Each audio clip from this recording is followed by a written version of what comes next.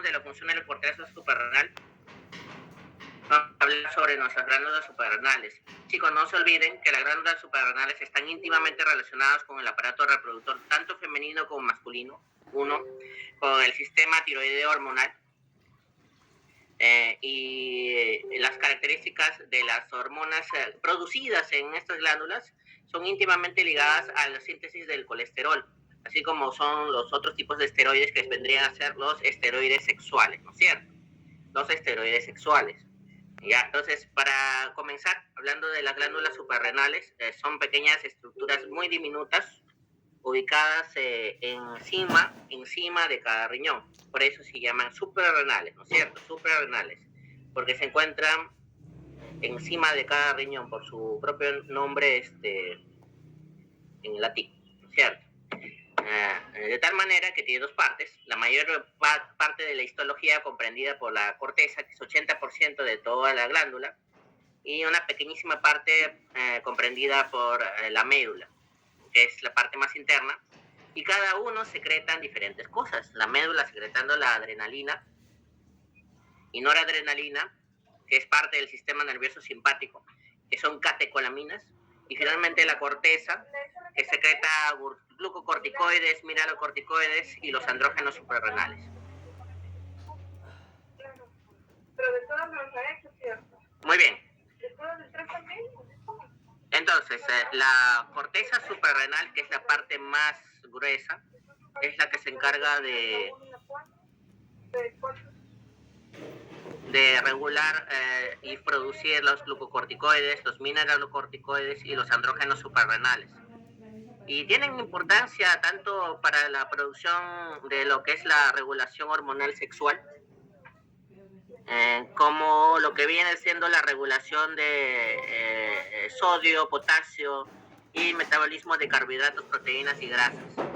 Ya, teniendo en cuenta que los mineralocorticoides como la aldosterona van a regular el equilibrio de sodio y potasio. Entonces, una alteración de la aldosterona, por ejemplo, va a producir una retención de sodio y potasio o una excreción con una hiponatremia y una hipopotasemia que puede producir arritmias cardíacas, por ejemplo, ¿no? Los glucocorticoides que regulan el metabolismo de carbohidratos, por ejemplo, una hiperregulación o una hiperproducción de corticoides endógenos podría producir una hiperglicemia, una resistencia a la insulina, como ya hemos visto en la parte de la diabetes. Y finalmente, una malproducción de andrógenos suprarrenales podría producir un hiperandrogenismo en una mujer, por ejemplo. Entonces vamos a verlo más adelante todo eso. ¿Están aquí conmigo, no, chicos? Sí, doctor. Muy bien, continúo, ¿no? Entonces, la síntesis y la función de las hormonas de las glándulas suprarrenales viene así. Los glucocorticoides van a producir hiperglicemia y tienen efectos antiinflamatorios. No se olviden que actúan al nivel del ADN en el núcleo de las células. Eso se les pudiera preguntar más adelante. ¿Dónde es el mecanismo de acción? Es un mecanismo de acción de hormona intranuclear. Ya lo habíamos revisado en otras diapositivas, pero hoy día, que es la clase de glucocorticoides, se les pudiera preguntar, ¿no? ¿A qué nivel es la función de los glucocorticoides a nivel nuclear, alterando la síntesis proteica del ADN, produciendo cambios antiinflamatorios y mecanismos hiperglicemiantes, ¿no es cierto? ¿No? Y los cambios antiinflamatorios cortan todas las vías antiinflamatorias, ARCOX, LEUCOX y la vía de los tromboxanos leucotrienos y los prostaglandinos, ¿no es cierto? Como antiinflamatorio global actúan los glucocorticoides. Los mineralocorticoides, por ejemplo, la aldosterona, que es el más importante, va a regular la presión arterial rescatando sodio y rescatando agua, ¿no es cierto? A lo que viene siendo el nivel de nuestro vía renina, angiotensina, aldosterona, que ya conocemos, chicos. Y finalmente los andrógenos, principalmente la DHEA, que es la dihidropiandrosterona, va a influir en el líbido y en el crecimiento muscular, el hirsutismo y otras características masculinizantes, ¿no es cierto? Entonces, una hiperfunción y una hipofunción nos van a dar diferentes patologías. Lo vamos a ver más adelante, chicos. Entonces, no se olviden que la médula es la parte más pequeñita, solo el 20%, y la corteza es enorme, es el 80% de la glándula, y tiene tres zonas. La zona glomerular, que sintetiza la aldosterona, los mineralocorticoides. La zona fascicular, que sintetiza los corticoides endógenos de tipo glucocorticoides, como el cortisol. Y la zona reticular, que sintetiza andrógenos suprarrenales. Eso ya lo han visto en fisiología, en histología, en patología. Seguramente también lo van a ver. Y también se les va a preguntar muchas veces. Pero una de las cosas que siempre van a tener que saber, siempre, no solo para lo que viene siendo las preguntas, sino para su vida, es esos tres clases de hormonas suprarrenales, cómo les van a afectar y cuáles son las enzimas críticas encargadas de la biosíntesis de estas hormonas, que viene a ser la 11-beta hidroxilasa y la 21 hidroxilasa. Muy bien, entonces una insuficiencia enzimática podría bloquear la síntesis de estas hormonas, ¿cierto? Entonces, no se olviden nuestro querido colesterol. Ya sabemos que hay hormonas producidas a partir de grasas, el colesterol, que son los esteroides. Ya los conocemos. La androstenediona, el cortisol y la corticosterona, que vienen siendo los otros esteroides no sexuales, ¿no? Ya lo conocemos ahí. Y hay hormonas que se producen a partir de proteínas, que ya lo conocemos, como por ejemplo, chicos, ya saben, la insulina, las hormonas tiroideas, ¿no? Entonces, acá íntimamente relacionado a la síntesis a partir del colesterol. No se olviden, los esteroides sexuales, los corticosteroides, los glucocorticoides son a partir del colesterol. Y la acción enzimática más importante que se encarga de sintetizar estas hormonas de glucocorticoides y mineralocorticoides son la beta-1 hidroxilasa y la 11-beta hidroxilasa, ¿no? Se les pudiera preguntar. Entonces, biosíntesis, transporte y metabolismo. En realidad, estas son las hormonas más importantes. Bueno, no quiere decir que esta glándula produzca 3 hormonas o 4 hormonas. No, nada de eso. Son 30 hormonas que se producen en la corteza suprarrenal. Pero las principales van a ser esas 3. No quiere decir que haya solo 3 o 4 hormonas que produzcan. Eso es mentira, ¿no? Se les pudiera hacer un caso clínico y decir, solo hay 3 hormonas. Mentira, ¿no? Son 30 hormonas. Solo que las más importantes para conocer los mecanismos, así de manera superficial nada más, chicos, son esas 3, ¿no? Siendo una estructura basada en colesterol, ¿no? Y acetato, y cada paso en la síntesis específica va a producir un cambio generando una hormona diferente. Obviamente, ¿quién regula la producción de estas hormonas? Glucocorticoides y mineralocorticoides y andrógenos, el ACTH, ¿no es cierto? A través de nuestro eje. Y estas hormonas, recuerden que son hormonas que no son de origen proteico, ¿no? Entonces van a tener que estar transportadas en el plasma unidas a proteínas, no van a funcionar. Pregunta, ¿cuáles son las proteínas plasmáticas que se encargan de movilizar estas hormonas? En el caso de la aldosterona y los andrógenos, la albúmina. Y en el caso del cortisol, una globulina especial llamada globulina unida a corticosteroides. Y una pequeñísima parte unida a la albúmina. Y va a haber una reserva hormonal que sirve de tal manera que en estado libre, estas hormonas son las que se producen biológicamente activas y las que están unidas a las proteínas están dando vueltas y es una reserva que quiere decir que si necesitáramos más de estas hormonas, se van a desvincular estas hormonas de nuestras proteínas plasmáticas y se va a generar la acción de utilización de estas hormonas que están prácticamente guardadas en el torrente sanguíneo unidas a las proteínas. Entonces, muy importante.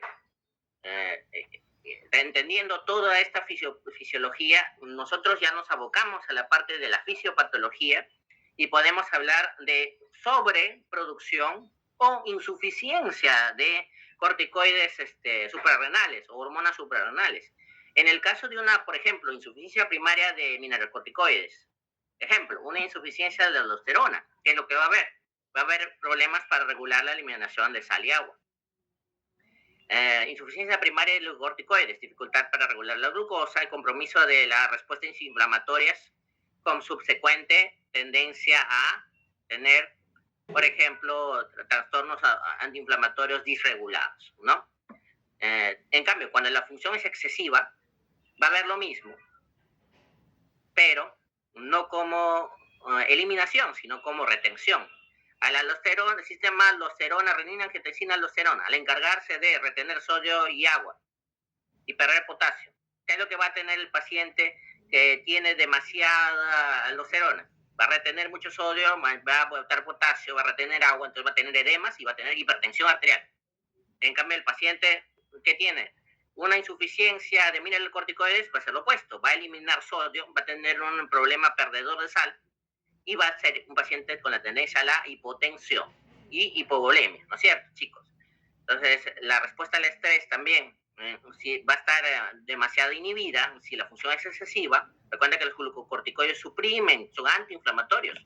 Al ser muy antiinflamatorios y antiinmunes, producirían una tendencia a tener infecciones a repetición, ¿no? Y un incremento de andrógenos podría tener signos de masculinización en la mujer, como por ejemplo el hirsutismo.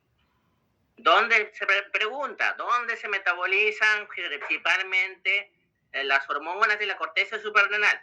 En el hígado. En el hígado. Y luego se eliminan en la orina o en la bilis. ¿Qué quiere decir? Que las hormonas suprarrenales se producen en cada zona de nuestra corteza suprarrenal, tienen las funciones que ya hemos discutido, tienen los problemas patológicos que estamos discutiendo ahorita y se eliminan a través del metabolismo en el hígado. Si les pudiera preguntar cualquiera de esos pasos metabólicos, tienen que saberlo, chicos, ¿no? Y finalmente, ¿por qué? Porque como son grasas, no se pueden transportar adecuadamente por la sangre para eliminarse por ejemplo, la vía biliar o eliminarse por la orina. Entonces tiene que ser hidrosolubles. Entonces se hacen hidrosolubles en el hígado. No se olviden, chicos. Muy bien. Me siguen escuchando hasta aquí, ¿no es cierto? Sí, todo claro. Muy bien. Continuemos. Entonces, hablemos de los andrógenos suprarrenales. No se olviden que están producidos en la zona principalmente reticular fascicular y están relacionados o producidos. ¿Cuáles son los principales andrógenos? La DHEA, que es ese nombre largo de dihidropiandrosterona, y el sulfato de lo mismo, que viene a ser DHAS. Esos son los principales andrógenos, se les puede preguntar. Y están relacionados, obviamente, al líbido, al crecimiento del vello, y tiene cierta acción en las mujeres embarazadas sin unidad fetoplacentaria, pero en la mujer no tiene tanto rol como en el varón, ¿cierto? En la enfermedad de Addison se utilizan DHAS para manejo como tratamiento de dosis de 25 a 50 miligramos de día en las mujeres. En los hombres, los varones son los que sintetizan estas hormonas a través de los testículos, no requieren suplementos. A partir de más o menos alrededor de los 80 años,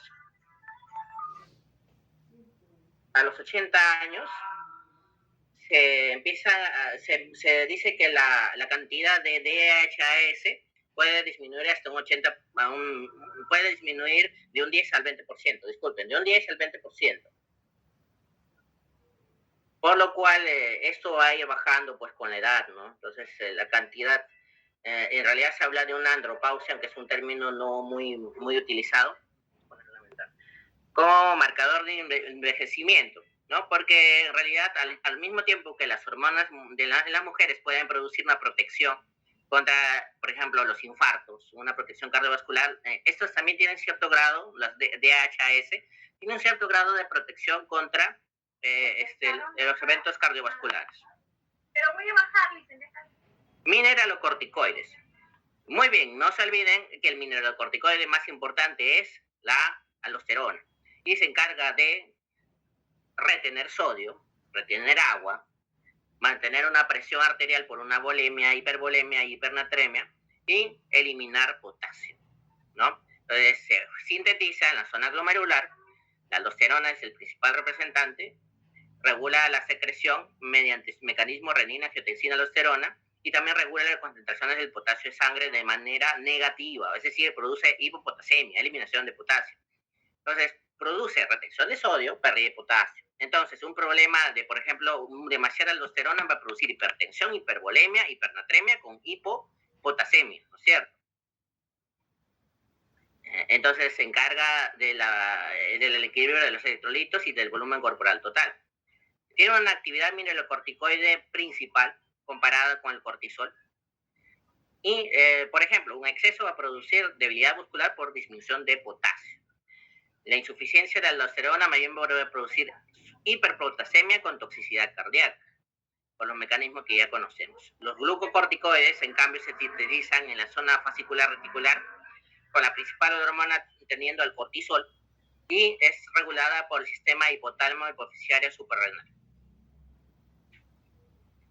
Mediante las hormonas reguladoras de corticotropina, la HCTH, y no se olviden que esto está regulado por un ciclo circadiano, que es prioritariamente alto entre las 6 de la mañana y 8 de la mañana, y luego van disminuyendo durante todo el día, siendo entonces el momento más bajito sería al atardecer, ya para cuando anochece.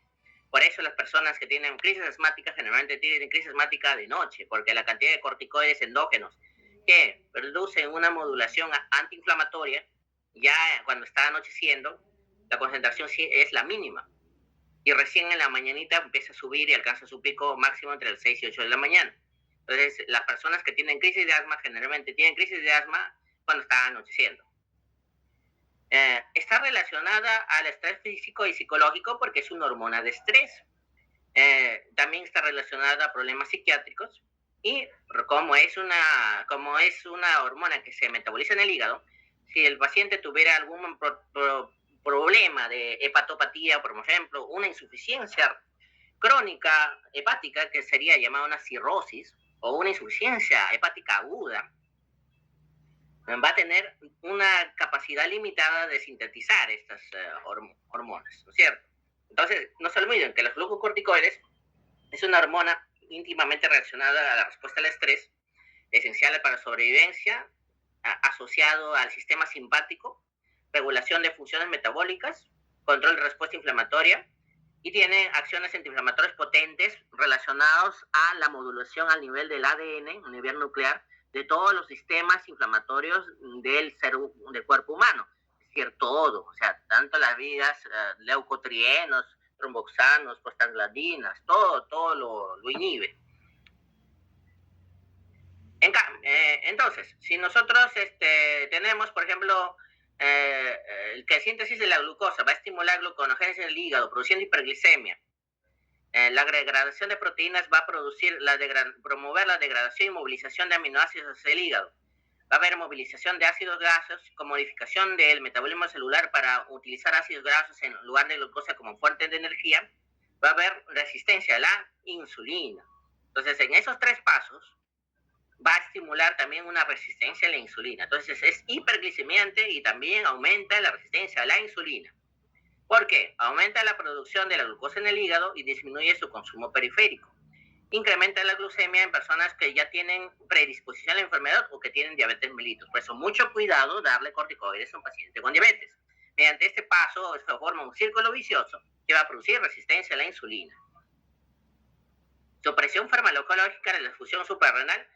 Se puede utilizar los glucocorticoides para poder suprimir el eje y producir una atrofia de la glándula suprarrenal por supresión crónica. También, una cosa muy importante, pregunta de examen, no solo por su importancia clínica, sino por la necesidad de que ustedes sepan esto, que una insuficiencia de la función suprarrenal pudiera ocurrir por retirar de manera abrupta los corticoides después de un tratamiento extenso. Es decir, tú estás dándole corticoides a largo plazo al paciente más de una semana, ojo, ese es el punto de corte, y le quitas los glucocorticoides, no se los vas suspendiendo de a pocos. Por ejemplo, dexametasona puedes darle 4 miligramos cada 12 horas, y de ahí no le quitas a cada 24, luego media pastilla, no le vas quitando progresivamente, simplemente lo retiras. Es peligroso, y eso lo deben saber como médicos generales. No se le debe suspender de manera brusca glucocorticoides a un paciente, porque pudiera producir una insuficiencia suprarrenal, especialmente si tuvieras un tratamiento a largo plazo, ¿no? En cambio, se dice que de 5 a menos días es seguro quitarle corticoides a los pacientes sin estar haciendo la retirada progresiva. Tú le puedes quitar de golpe, pero si ya vas a tener ya más de una semana de tratamiento, no se recomienda, se le tiene que bajar de a poquitos la dosis, de ahí retirarla por el motivo que indica la diapositiva, que pudieras producirle una atrofia con una insuficiencia suprarrenal que va a tardar tiempo en recuperarse, mucho tiempo, puede tardar de 12 meses a más. Entonces, para una evaluación adecuada de un sistema adecuado hipotalámico, coxiario y suprarrenal, se tienen que medir todas las hormonas, el cortisol, la aldosterona, HCTH, el cortisol en la orina en 24 horas, la extracción de productos terminales en 24 horas. Y también se debe medir cómo cambia durante el día y la noche, ¿no? Y también se puede usar una prueba de supresión con 1 miligramo de dexametasona. Dosis de prueba de ATCH para evaluar respuesta de la corteza suprarrenal. Funcionaría como una dosis de prueba en otros sistemas. Si hay sensibilidad, es decir, si la corteza suprarrenal está sana, va a producirse las hormonas. Si no se produce, sería un problema primario, ¿no es cierto? Porque es un problema de la glándula misma, ¿no es cierto? En cambio, con la administración de dexametasona, tú lo que mides es si el eje superior hipotalámico hipofisario está funcionando. También pudiera haber tumores ectópicos, es decir, que no están en la glándula, o tumores suprarrenales hiperproductores que no van a responder a la dexametasona. Hay que hacer pruebas especiales para detectar estos tumores, ¿no es cierto? También se puede estimular con corticotropina. Es muy importante para poder saber exactamente en dónde sería el problema. Entonces, primero hablemos de la primera enfermedad con nombre y apellido de nuestra clase, la hiperplasia suprarrenal congénita, ACHC. La hiperplasia suprarrenal congénita es una enfermedad en la cual es un trastorno congénito, autosómico recesivo, en el cual no existen las enzimas necesarias para la síntesis del cortisol. ¿Cuáles son esas dos enzimas? La 21-hidroxilasa y la 11-beta-hidroxilasa. Eso se les puede preguntar en cualquier momento. Es súper importante que sepan estas dos. Entonces, al no haber esas enzimas, no se va a producir, lamentablemente, esas hormonas. Entonces, ¿qué va a producirse? Va a aumentar el HCTH como una respuesta para estimular la glándula suprarrenal, pero lamentablemente esta glándula suprarrenal no va a responder y no va a producir el cortisol. Va a haber un defecto de síntesis de cortisol, va a aumentar más la HCTH, va a estimularse más bien los andrógenos y pudiera haber una variación, o sea, tanto mucho como poco mineralocorticoide. Entonces, en los varones no se va a ver los síntomas porque va a haber una hipervirilización que no se va a notar, pero en las mujeres sí se va a notar. Entonces, por ejemplo, una niña, un neonato, mujercita, genéticamente, con esta producción, este hiperandrogenismo va a tener una virilización de los genitales. No se olviden que los labios mayores genéticamente están relacionados, embriológicamente relacionados a los testículos en el varón. Entonces, lo que va a haber es un clítoris enorme, una clitoromegalia, y va a haber genitales ambiguos en los cuales los labios se convierten o se van a expresar como si fueran testículos en formación, como se puede ver en la fotografía. Lo bueno es que se hace una evaluación a todos los neonatos para poder ver si tiene ese problema relacionado con enfermedades congénitas 46XX, Prader 2, Prader 4, Prader 5. Y como pueden ver, va a haber hipervirilización de una mujer genéticamente catalogada como una mujer con un clítoris enorme que va a parecer un pene, y con los genitales externos de los labios mayores con una testiculización, ¿no? Los labios mayores tratando de convertirse en tipo testículos, ¿no es cierto? Entonces es una virilización que va a tener síntomas mucho más trágicos en la mujer recién nacida, ¿no es cierto? Hay dos tipos de hiperplasia suprarrenal congénita, chicos. La relacionada a la 21-hidroxilasa, llamada también hiperplasia suprarrenal congénita virilizante simple, en el cual simplemente se desvía hacia la producción de andrógenos, toda la glándula solo se concentra en producir andrógenos, y la variante perdedora de sal, en el cual va a haber insuficiencia de aldosterona. Entonces el paciente va a tener hiponatremia, hipovolemia y trastornos de electrolitos similares a los relacionados con poca aldosterona. Y en cambio la insuficiencia de la 11-beta-hidroxilasa va a producir síntesis excesiva de andrógenos, o sea, ambos producen hipervirilización. Va a producirse excesivamente la corticosterona, 11-desoxicorticosterona, y entonces va a haber hipertensión. Entonces, eso se les podría preguntar con caso clínico, ¿no? Dependiendo si es una variante perdedora de sal o si es un paciente hipertenso, y ambos son virilizantes, ¿no? Paciente mujer neonata, y observar, pregunta, ¿cuál de las enzimas va a estar alterada? ¿La 11-beta hidroxilasa o la 21 hidroxilasa? ¿No es cierto? Muy sencillo. Entonces, como pueden ver acá otra fotografía, una hiperplasia de suprarrenal es bastante importante, y esto también es una mujer genéticamente clasificada una mujer, pero con signos de virilización de los órganos, ¿no? Entonces, se le tiene que hacer una valoración de metabolitos de la vía del cortisol, ver los síntomas signos clínicos que son mucho más groseros en la mujer que en el varón, pruebas genéticas y darle glucocorticoides, especialmente hidrocortisona, fluorocortisona, si es un paciente que tiene problemas perdedores de sal, para evitar que haga esto. Y obviamente cirugía reconstructiva, ¿no? Lamentablemente son niñas que van a estar expuestas a problemas ya de lo que viene a ser las apariencias, inclusive psicológicos, ¿no? Ahora, hablemos de la segunda enfermedad con nombre y apellido. ¿Me escuchan hasta ahorita, chicos? ¿Están acá conmigo? Sí, doctor. Muy bien. Entonces, hablemos de nuestra segunda enfermedad con nombre y apellido, la insuficiencia suprarrenocortical. Entonces, pudiera haber una insuficiencia de la misma glándula, también llamado Addison. Entonces, pueden preguntarle insuficiencia suprarrenocortical, insuficiencia suprarrenal, enfermedad de Addison, es lo mismo, siempre y cuando sea primario, o sea, viene del mismo órgano. Y secundario, donde hay un trastorno que no es del órgano, entonces va a ser un trastorno del sistema hipotalámico, hipofisiario, suprarrenal.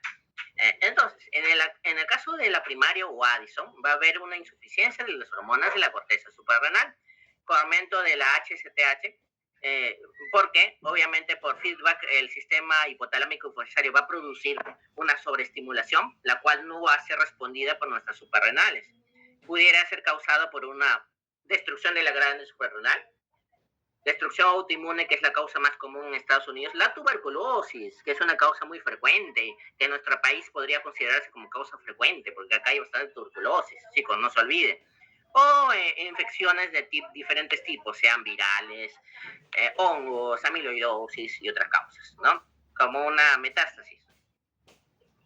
La hemorragia suprarrenal bilateral, pacientes con exceso de anticoagulantes, sometidos a cirugías bastante cruentas o que hayan sangrado bastante. Insuficiencia suprarrenal por VIH, SIDA y medicamentosa. Por ejemplo, el uso del ketoconazol. Entonces, el pacientito con un Addison,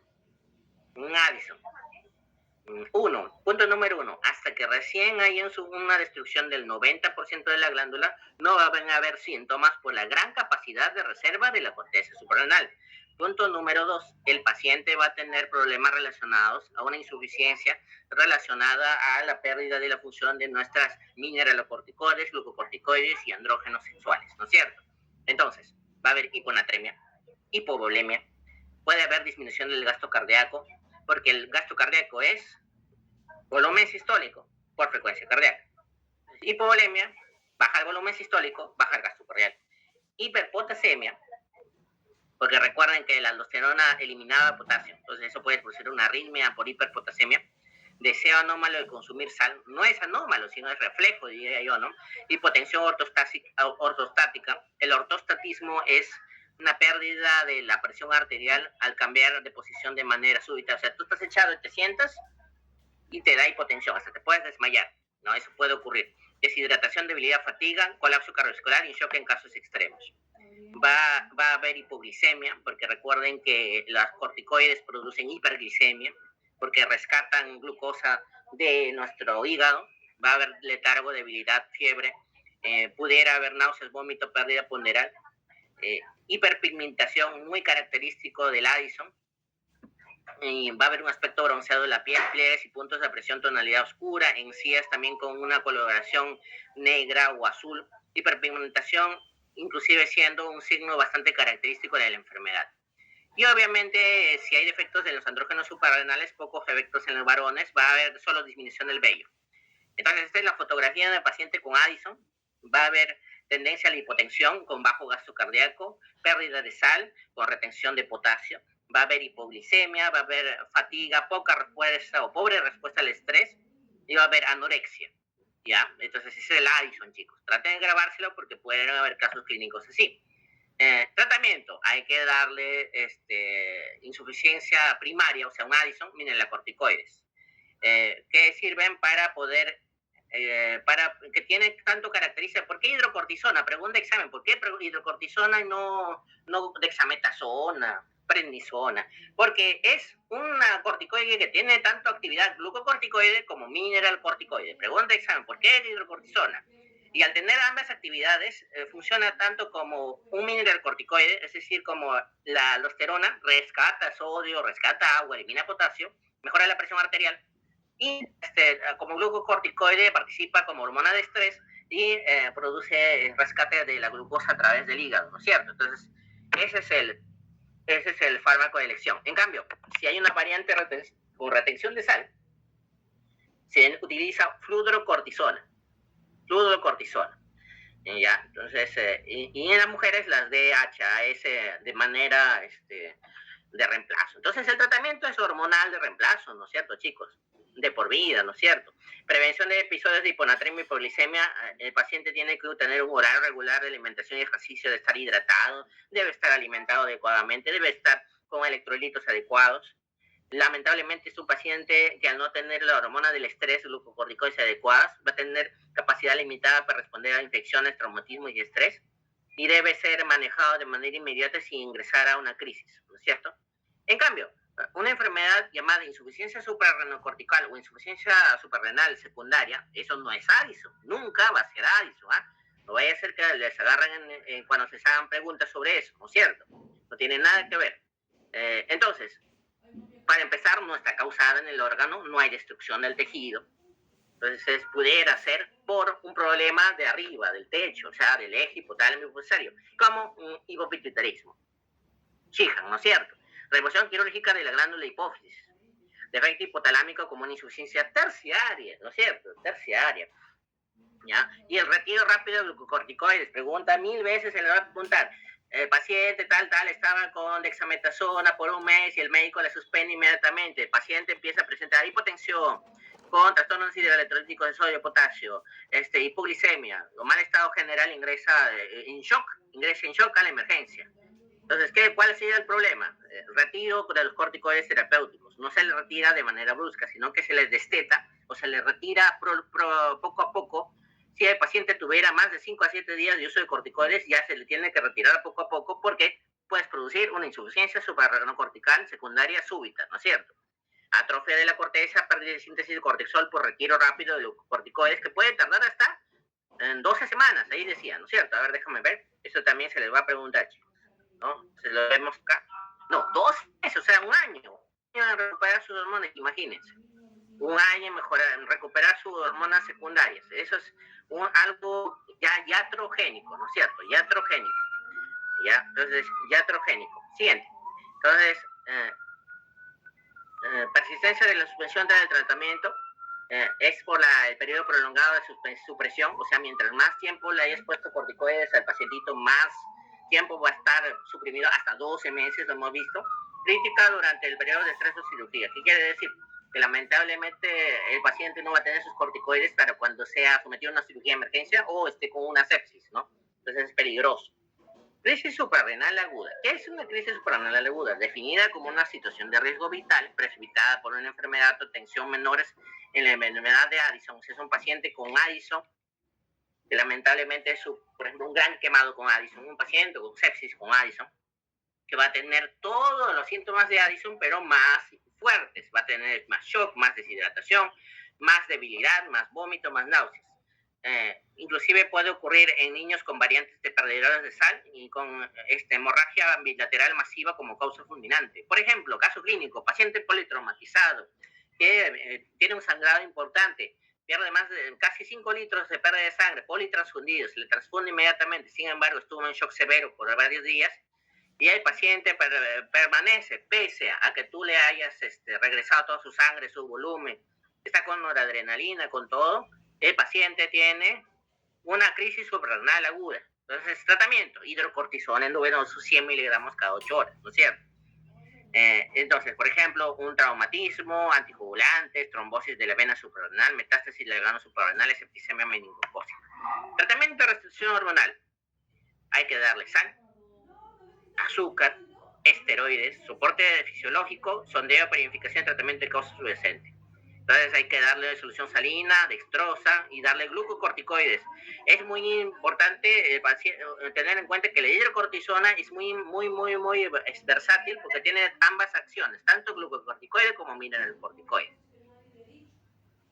En cambio, el lado opuesto de la enfermedad mineralocorticoide o glucocorticoide sería un exceso de hormona glucocorticoidea. También llamado, chicos, síndrome de Cushing. Muy bien, entonces sería esto todo lo contrario a nuestro problema de Addison, nuestro problema de hipoproducción secundaria, siendo Addison primaria, ¿no? Entonces el Cushing va a tener manifestaciones de hipercortisolismo. Entonces el paciente, en vez de estar hipotenso, va a ser hipertenso. El paciente va a tener hipernatremia. El paciente va a tener hipopotasemia, ¿cierto? Entonces, hay diferentes, diferentes causas, ¿no? Pudiera ser por un problema de producción excesiva de la hormona corticotrófica excesiva, una variante suprarrenal donde llamamos, por ejemplo, un tumor productor, tanto benigno como maligno, de hormonas glucocorticoides y mineralocorticoides. Puede haber también Cushing iatrogénico, que simplemente es darle corticoides a larga edad al paciente y va a tener estas manifestaciones clínicas de Cushing, que es el Cushing iatrogénico que ya lo conoce, que lamentablemente muchos pacientes van a tener que vivir con eso. Ejemplo, paciente que necesite corticoides a larga data. ¿Quiénes son? Uno, los pacientes asmáticos. Dos, los pacientes que tienen enfermedades autoinmunes o reumatológicas que necesitan una inmunosupresión. Por ejemplo, un paciente con artritis reumatoide naturalmente va a ser un cierto el paciente asmático va a ser cierto grado de Cushing, no se olviden. Entonces, el paciente con Cushing va a tener totalmente lo opuesto al Addison. Es un paciente que va a tener, entonces, ¿qué hacen los glucocorticoides? Hiperglicemia.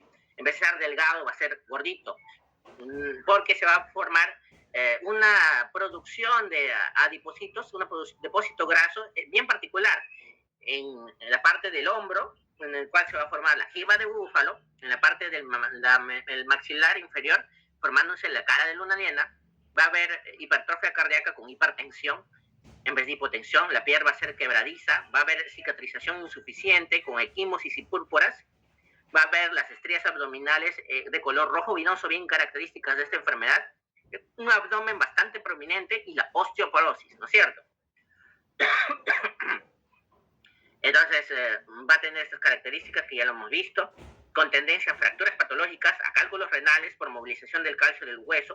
Recuerden que los corticoides producen resorción ósea. Entonces, va a haber todo esto. Entonces, si va a haber, según las propiedades mineralocorticoideas muy altas, hipopotasemia, hipernatremia con hipertensión, ¿no es cierto?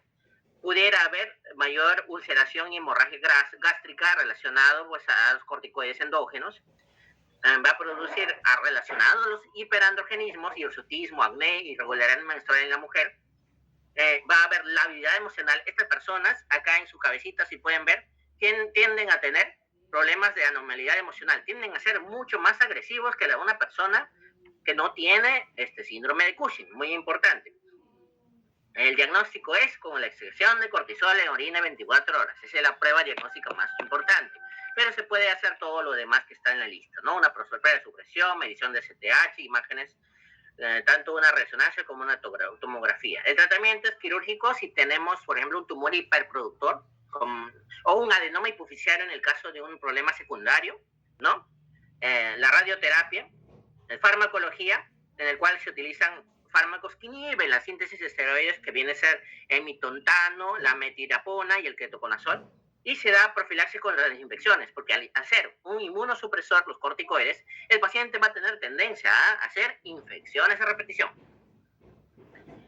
Diagnóstico y manejo de incidentalomas. Esa es la última enfermedad, chicos. Es una más identificada en la suprarrenal, que lo que hay que definir, acá lo importante es definir si tiene actividad biológica, es decir, produce hormonas o no produce, ¿ya? Y ver si es maligno o maligno, ¿no? Generalmente hace metástasis a pulmón, mama, estómago, y hay que ver si produce o no produce. Por ejemplo, ¿cuáles son las que tienen tumores relacionados con la actividad hormonal? La relacionada con el feocromocitoma, con hiperproducción de corticoides, el síndrome de Cushing, y el síndrome de Conchi. Entonces es un tema bastante sencillo.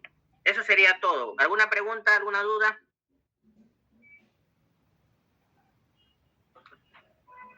¿Aló, se escucha? Todo claro. ¿Aló? ¿Se escucha? Doctor. Sí, doctor, todo claro. Ya, muy bien, chicos. Entonces mañana a la misma hora, como ya tengo más experiencia cómo conectarme, no voy a haber retrasos, a las 4:15 nos reunimos para la siguiente clase. Eso sería todo de momento, ¿ya? Si tuvieran alguna duda, por favor, en el grupo de Telegram me envían un mensaje, por favor. Eso sería todo. Hasta luego. Hasta luego, doctor. Hasta luego, doctor. Gracias.